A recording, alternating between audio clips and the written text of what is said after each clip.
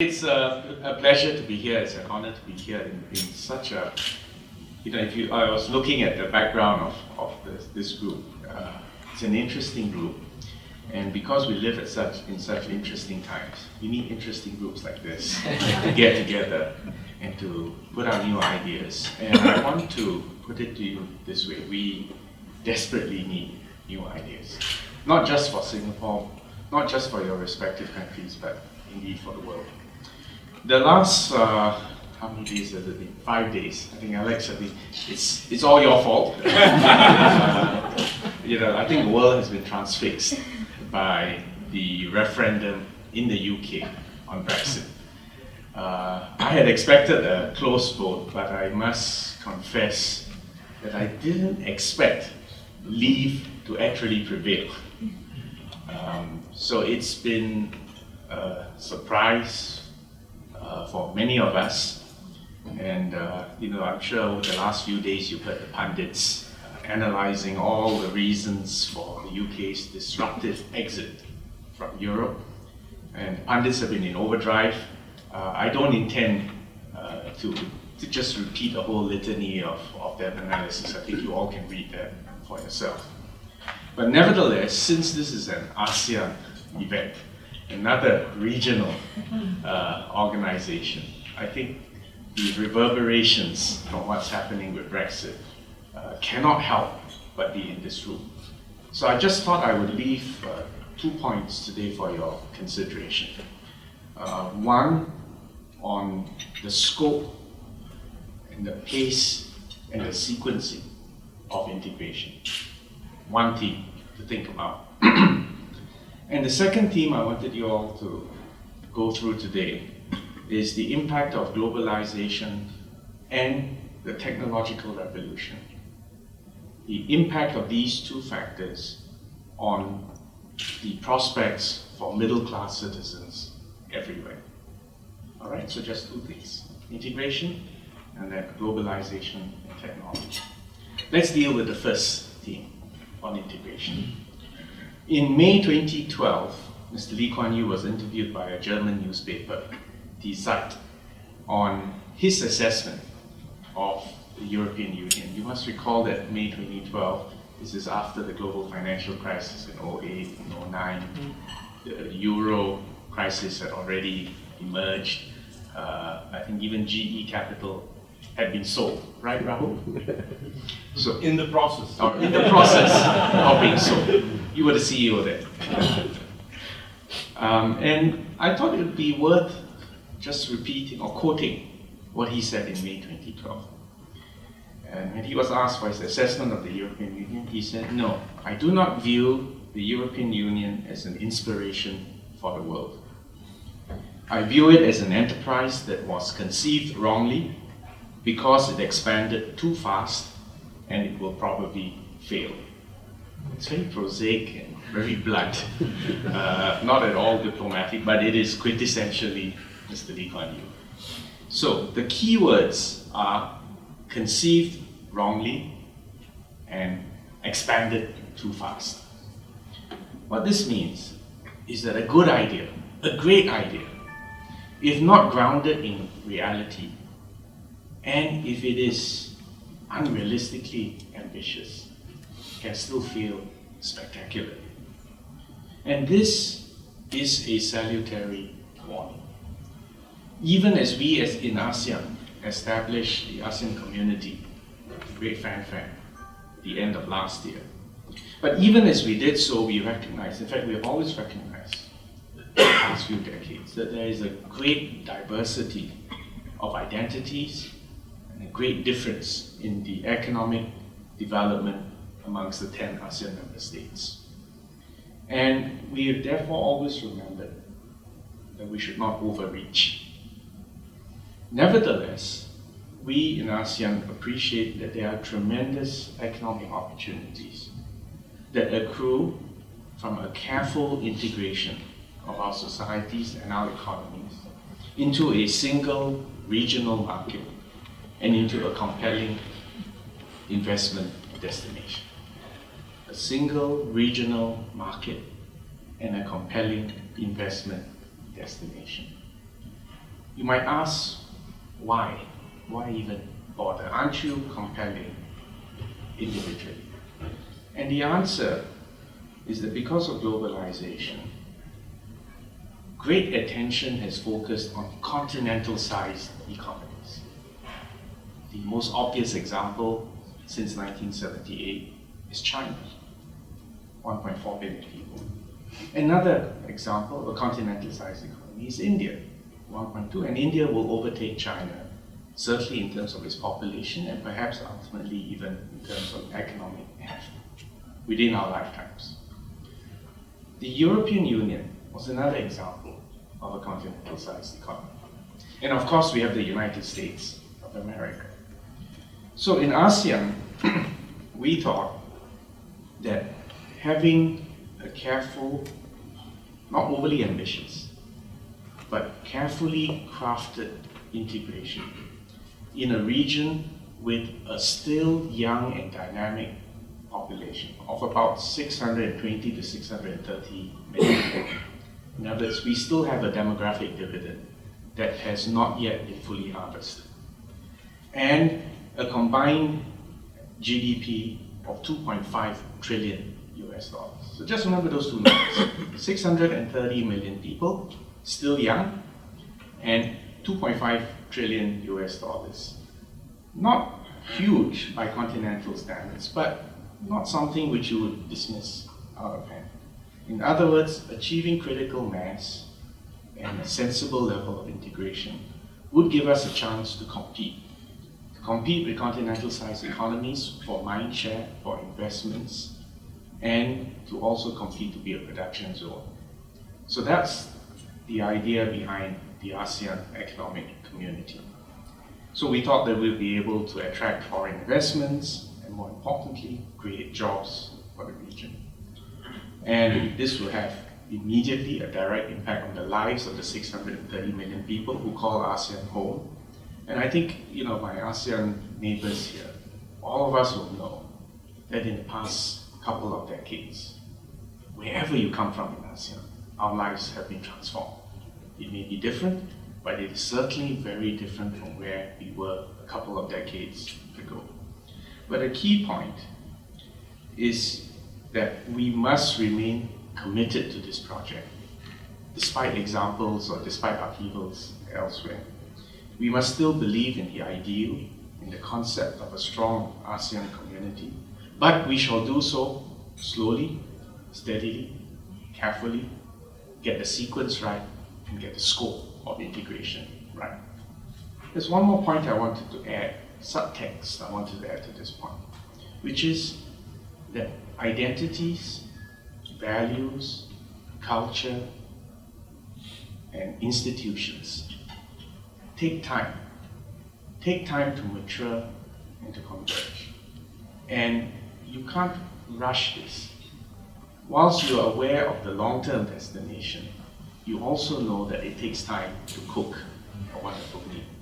So remember this point, that identity, values, culture, and institutions take time.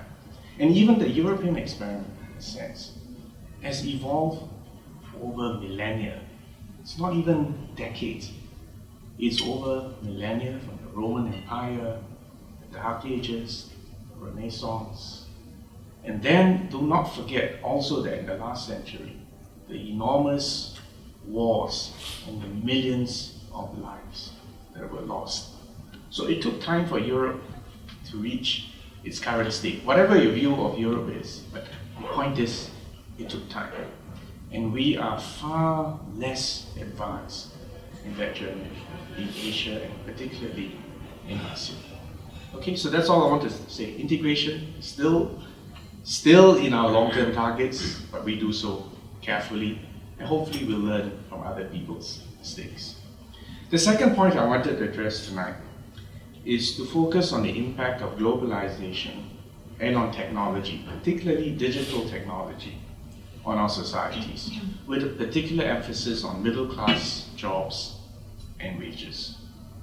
Now, a strong undercurrent of the political angst all over the world, it's not just in Europe or in Asia or in India, China, all over the world right now, is political angst due to a deep anxiety about jobs, in particular middle-class jobs. The first four and a half decades after the Second World War were in a sense a golden age. Industrialization, economic growth, growth of middle class, education, harvesting of demographic dividend, the Marshall Plan, the rebuilding of vanquished, even of the losers of the war. They were in a sense a golden age where if you got educated and you got a good white-collar, steady job, wages rose, you could afford consumer goods, asset prices went up. Everyone thought this was a wonderful time to be alive, to earn money. And this generation, the post-war baby boomers, were in a sense the generation which may be envied in the future. And this was a time when people subscribed to the theory that a rising tide raised all boats. And it did. But yet we all know that sometime, probably by the mid-80s, or certainly by the 90s, in a sense, the Berlin Wall came down and it was clear that communism was bankrupt. And it was about free markets and capitalism. And when people were falsely predicting the end of history, yet everyone knows the storyline changed.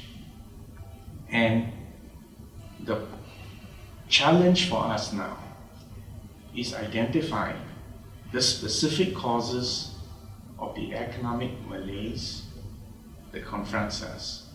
And as a surgeon, I'll tell you, if you don't make the right diagnosis, you definitely will not and should not embark on surgery. But unfortunately, now that we live in a time when the middle class feels that wages are stagnating, or even worse, they feel that job security is at risk and that their retirement adequacy are being questioned. This is a time, an age of great uncertainty all over the world. And you must remember that actually in most political systems, decisions, whether it is a referendum or a general election, are usually decided in the middle, by how the middle class feels. Whether they feel better off today than they did 5 years ago, or whether they think their children will be better off. That's usually the center of gravity of most political systems, and where you can get an oscillation of ruling governments in a two-party state. Unfortunately, because we now live in such an age of hyper-anxiety, there are far too many populist politicians on both the extreme left and on the extreme right, who have latched on to convenient scapegoats. And hence, you'll see that it's quite easy as a politician to whip up anger against bogeys like immigration, free trade, and integration. Because all these become suspect as to potential causes of middle class stagnation. And in times like this, it's very easy to stand up in a rally, call loudly for walls to be built, bans to be imposed, trade barriers to be erected, and ultimately actually to mortgage the future in order to subsidize current consumption. And the extreme left and the extreme right are both complicit in this. If you watch the political arguments going on, for now the current focus is on Europe, but if you watch the arguments in most political entities, you get populist politicians rising and resonating with the ground because the middle ground is anxious and haven't found a diagnosis and haven't seen a way forward. since this is an eclectic group of people from the region, and in fact far from beyond this region, and since you all have an interest in technology, I thought I would offer a hypothesis which I think might share some support down here, which is that I believe a key cause for our current economic and political disruption is actually technology. And it's not a right-wing conspiracy. It's not due to globalization. It's not, us versus them, foreigners versus home, or the 1% versus nothing. But it's really because we are living at an inflection point. Now, let me try to put some narrative on this in order to convince you that perhaps this is what is going on. Now, if you go back in history, 10,000 years ago, human beings were basically hunters and gatherers. The big revolution between 8 to 10,000 years ago was agriculture. Settling land, clearing forests, planting seeds, waiting for it to grow, harvesting it, storing it, sharing it. That's how we organized ourselves into villages. We had extended families, and our political systems were really feudal because power rested with people who control land. With land, you could plant, you could harvest, you could save, you could have both planting and you could have herds of sheep, cattle, the rest of it. And for thousands of years, we lived this way. And if you ask economists for the GDP growth rate during those probably 8,000 years of agrarian civilization, it's not even 1%. I think it's a fraction of a percent. And it's quite sobering to realize that was how men and women lived for thousands of years. Now, about 250 years ago, something changed. The Industrial Revolution. Usually we characterize it by the advent of the steam engine, which in a sense displaced animal and even human labor significantly. Steel, electricity, and all the other paraphernalia you associate with the Industrial Revolution. Now, what did that do to human society and politics? It meant the rise of towns and cities. It meant factories as venues of production rather than farms. It meant extended families breaking up. It meant nuclear families. Even the specialization in roles at home between men and women were also part of the Industrial Revolution, because once you move into nuclear families, who looks after the children? There's no extended family, there's no village to look after the child. The position of men and women also was an epiphenomenon of urbanization in an industrial society. With steel and with shipbuilding and with transport and later with oil and with railroads and with cars, the world became far more interconnected. And then, of course, the need for exchange of raw materials and finished goods, and you have globalization. More or less that's what you've seen in the last century. The point is that with each technological inflection point, some people in some countries will get it. And those people who got it first, that's how you get robber barons. That's how you had fabulous wealth during the Gilded Age of the last century. And that's why we're all speaking English, because the Industrial Revolution began in England and continental Europe, and it gave them a head start over all our, frankly, equally old Asian civilizations. Right? So again, you saw that it changed societies, changed families, changed the means of production. It was the age, instead of land, the key unit of production became capital and the ability to build factories, to direct investment. political systems, it's basically why you had the big debate last century between communism on one hand and capitalism on the other hand. The reason why Western Europe is an exemplar of the welfare state is because the welfare state evolved to compensate for the excesses of the free market. See, the point I'm trying to make here again, that technology leads, technological development has social and political consequences. So, what do you think, if we were to fast forward to today, is happening?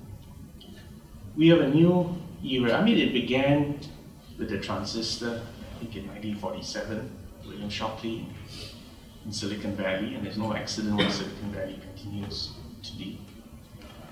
The computers, mainframes, personal computers, but today, it's about cloud computing, software as a service, basic connectivity, mobile computing. Everyone's phone has far more computing power than was needed to land on the moon. Think about that. And big data. What do these latest platform technologies mean?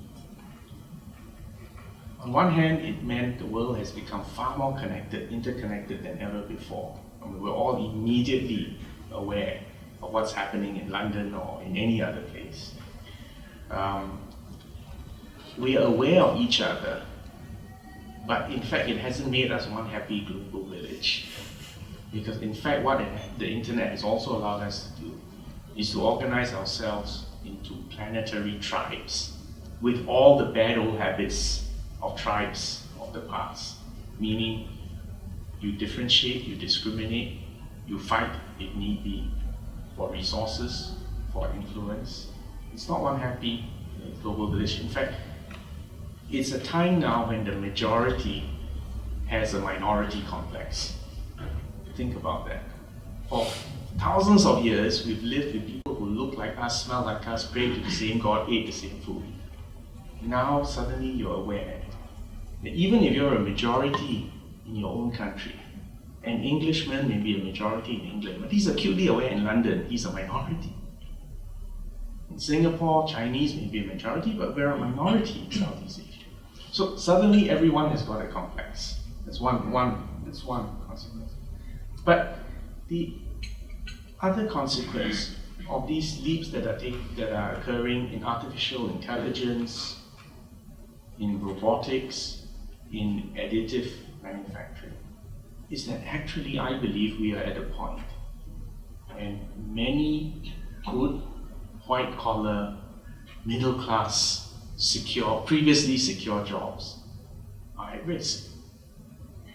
And even financial areas, fintech, banks, you probably got out of that business at the right time.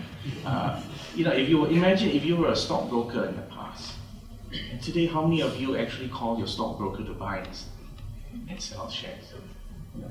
Everything is changing, and the key point is that it has an impact on middle-class jobs and middle-class wages. So, if you think that we are at another technological revolution moment, and if history has taught us anything from the past, it is again that at inflection points will be times of great instability, even times of great inequality, but these are also times of great opportunity.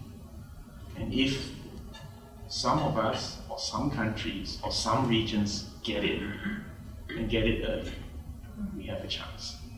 So that's why in Singapore, actually I'm not in charge of Spanish, actually it's the Prime Minister. I'm just his gopher.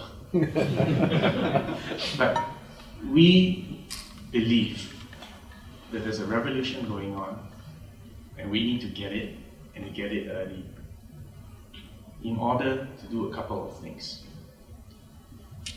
One is jobs. We need to find jobs of the future for our people.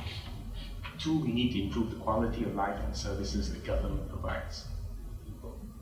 And three, we need to create a stronger sense of community, of cohesion, of co-creation. You notice I've said all these three things without mentioning the word technology again. And it's deliberate. Jobs, quality of life, and community. But to understand that technology is a tool, is a lever, is a means to achieving all these things. So what are we trying to do about it? Number one, we're taking a long-term view. Take a long-term view. What do you think the future would look like? Then, what are the foundations? What are the circumstances? What is the infrastructure?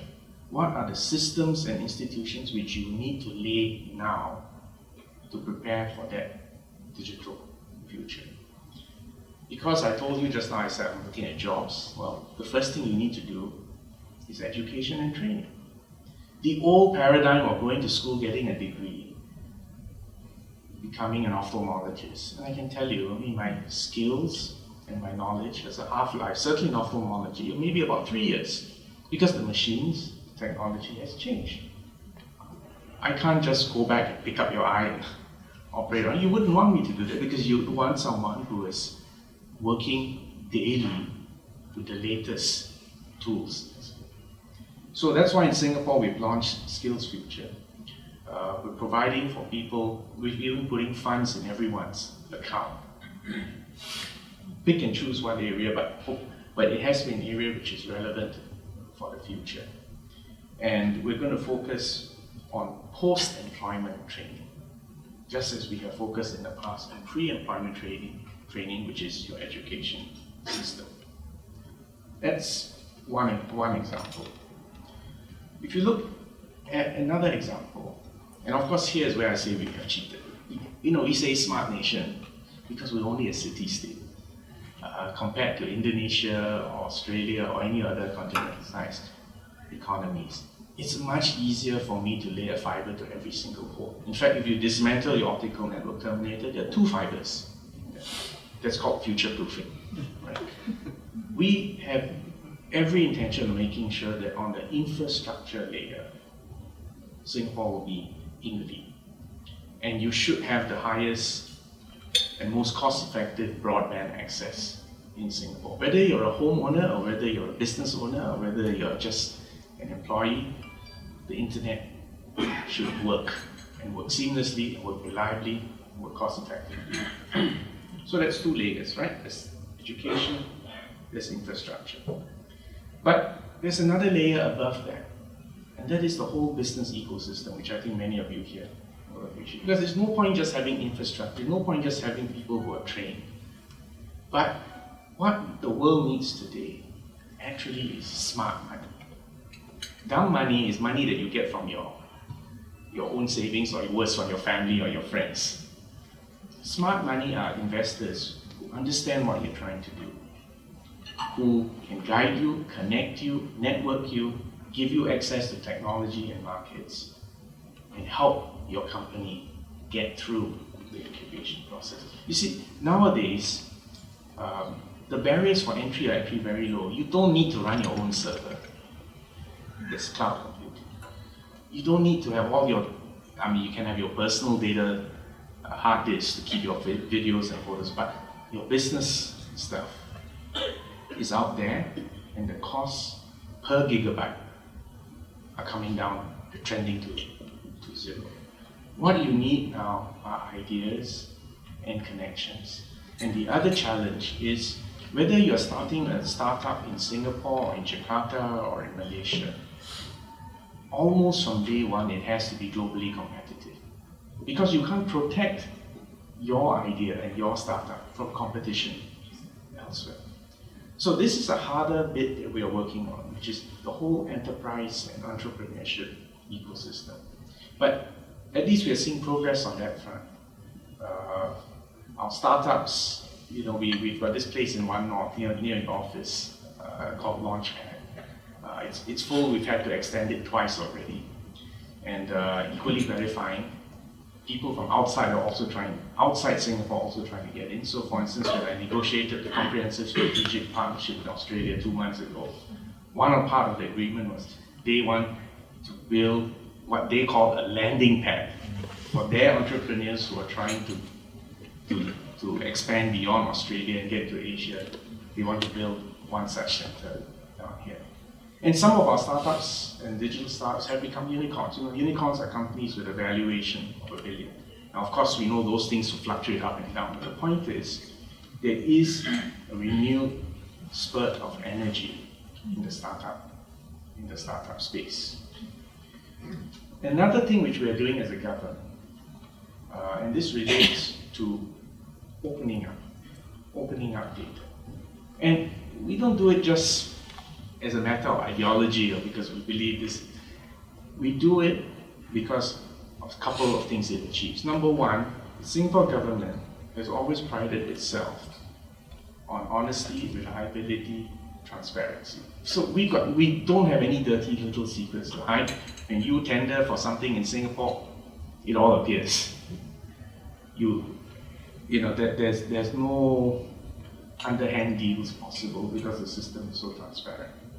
But more than that, having open data, sharing both positive and negative data, whether it is haze or floods or dengue or public health or economic data, it changes the tone of society because it allows everyone to say, yes, I've got access to all the data.